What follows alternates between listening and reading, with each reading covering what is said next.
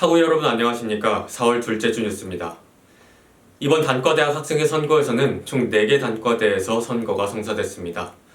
개표 결과 제39대 사회과학대학 학생회 호미, 제39대 자연과학대학 학생회 하다, 제29대 생활과학대학 학생회 늘, 제12대 자유전공학부 학생회 리바이브에서 모두 단독 선분으로서 50%의 투표율을 넘기며 당선됐습니다. 다음 소식입니다. 지난달 29일 우리 학교 학생들이 기자회견을 통해 김인식 전 시흥시장의 부동산 투기 의혹을 제기하며 수사를 요청했습니다. 우리 학교 시흥 캠퍼스와 가까운 곳에 위치한 아파트를 이용했다는 건데 자세한 내용을 임희원 기자가 전해드립니다. 우리 학교 학생들은 지난 3월 29일 경찰청 국가수사본부 사무실 앞에서 기자회견을 열었습니다. 김인식 전 시흥시장이 우리 학교 시흥 캠퍼스가 위치한 105 신도시에서 부동산 투기 행위를 벌였다는 의혹을 제기하기 위해서입니다.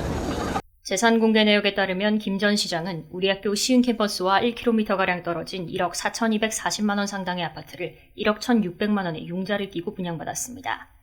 그리고 이듬해인 2015년에 분양권을 양도하면서 대출을 인계하고 4,240만 원의 차액을 받았습니다. 아파트 매입을 위해 투자한 현금 2,640만 원이 1년 만에 4,240만 원으로 불어 총 1,600만 원의 시세 차익을 얻은 겁니다. 주최 측이 투기 의혹을 제기하는 근거는 이 아파트 거래에 관련된 활동이 모두 김 전 시장의 재임 기간, 그 중에서도 우리 학교 시흥 캠퍼스 추진 사업에 속도가 붙을 때 일어났던 겁니다. 주최 측은 김 전 시장의 투기 의혹이 사실일 경우 부패방지 및 국민권익위원회의 설치와 운영에 관한 법률 제86조에 언급된 업무상 비밀이용죄 위반에 해당한다며 정부 합동 특별수사본부에 수사 의뢰서를 제출했습니다. 김 전 시장은 언론 인터뷰를 통해 학생들의 주장에 반박했습니다. 당시 아파트가 미분양되면서 105 신도시의 성공이 불확실해지자 절박함에 주변인들에게 아파트 구매를 호소했고 분양이 완료된 후에는 아파트를 소유하고 있을 필요가 없으니 처분했던 겁니다. 주최 측은 김 전 시장이 해명을 통해 자신이 주변 공직자에게 투기를 조장했음을 인정한 것이라며 부동산 투기 수사 대상 지역의 105 신도시를 포함하고 전현직 시흥시 공무원이나 우리 학교 교직원이 투기 행위에 관여된 바가 없는지 수사를 진행해야 한다고 주장했습니다. 또한 학내 구성원과 공공의 이익을 위해야 하는 학교가 시흥 캠퍼스 사업을 통해 부동산 투기 사업에 일조한 것이라고도 언급했습니다. 단순한 그냥 사회적으로 이슈가 되고 있는 부동산 투기의 일뿐 아니라 시흥 캠퍼스, 서울대 시흥 캠퍼스와 관련된 부동산 투기이기 때문에 더욱 서울대 학생들에게 약간 당사자성 있고 의미가 있다라는 부분이 되는데요. 우리가 시흥 캠퍼스 자체를 투기적인 것이 개입되어 있을 수 있다라는 것으로 문제 제기해왔던 것인데요. 이러한 학생들의 우려가 어느 정도 타당했다라는 것을 보여주는 것입니다.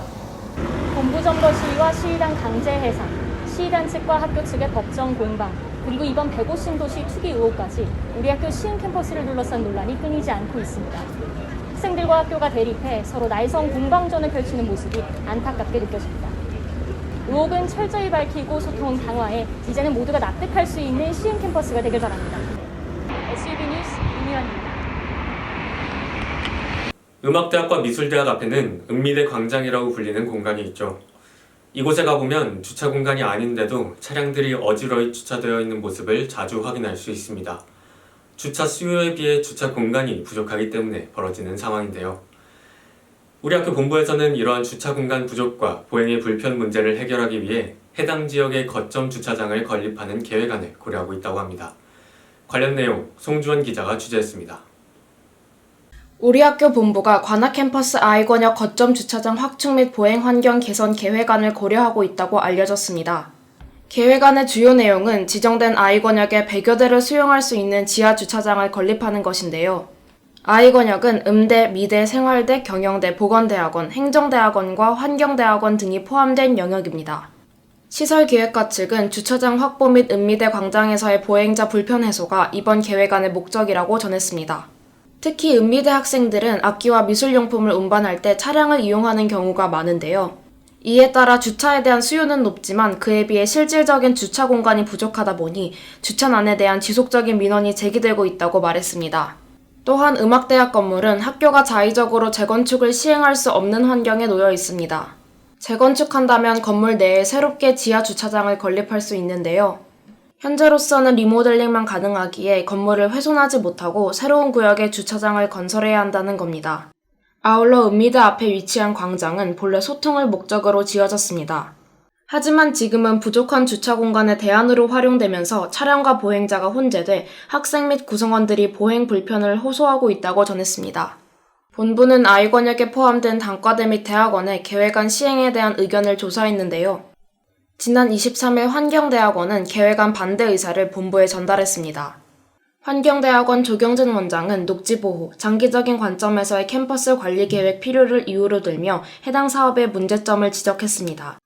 또한 현재 아이권역이 겪고 있는 주차 문제에 공감하며 이에 대처하기 위한 보다 근본적인 대안을 마련해야 할 것이라고 더했습니다.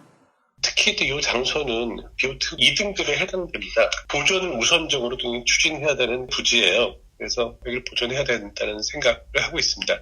또 하나는 캠퍼스의 공간 관리가 장기적인 계획, 종합적 계획에 의해서 추진되지 않고 문제가 생기면 임시 변통으로 진행되는 경우가 많았기 때문에 앞으로는 좀 체계적으로 관리를 해야 되고 큰 그림을 보면서 이런 개별 사업이 추진돼야겠다는 생각을 했습니다.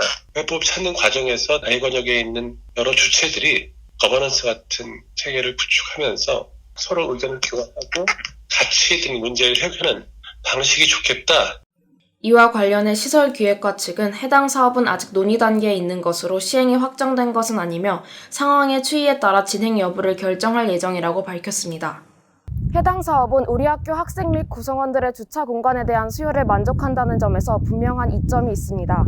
하지만 그 긍정적인 기대 효과뿐 아니라 제시된 부작용을 면밀히 살펴 계획안 시행 및 수정 여부를 판단해야 할 것으로 보입니다.